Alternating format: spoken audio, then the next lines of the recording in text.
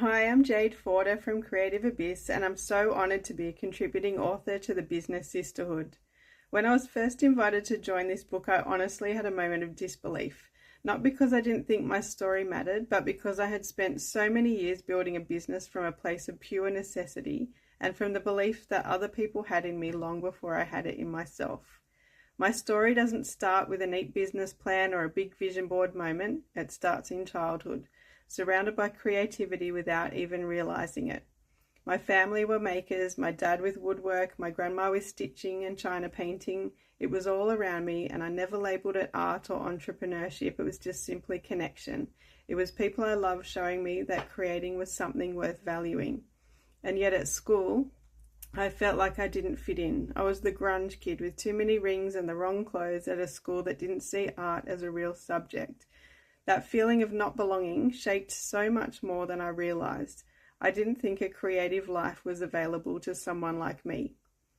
Fast forward many years through early motherhood, through a marriage breakdown, then repartnering, through losing myself and then rediscovering myself, creativity became my lifeline. It became the way I processed, healed, and eventually found the strength to build something new. I didn't start my business because I had spare time or money. I started it because I had to. I had kids to support, $0 coming in, and I had this flicker, just a spark that maybe, just maybe, I could help people through art the same way art helped me. But here's the thing. That spark wasn't lit by me alone. It was lit by people around me. Parents from the homeschool group who said, "Can you teach my kids too?" Women who came to class and said, "You made me feel normal again." Kids who walked into my house anxious and unsure and walked out confident and free. Friends who said, "Jade, you're really good at this." People who believed in me on days when I couldn't even see it myself. Creative Abyss exists because other people reflected something back to me that I had forgotten, that creativity is a superpower and that it was one I could share. What started as a single class grew into after-school programs, adult workshops, family classes, and eventually an entire community. My business was built the same way art is created, layer by layer. Some layers are messy, beautiful, painful, some surprising, and many of those layers were created during the hardest seasons of my life. Perimenopause, depression, the chaos of COVID, learning to pivot overnight, teaching on Zoom, reinventing my business as a mum. But every stage forced me to evolve. Every struggle taught me empathy. Every setback clarified my why.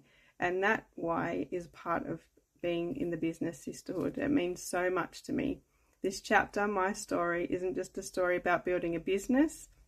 It's a story about resilience, creativity, community, and refusing to accept the narrative that I don't fit in.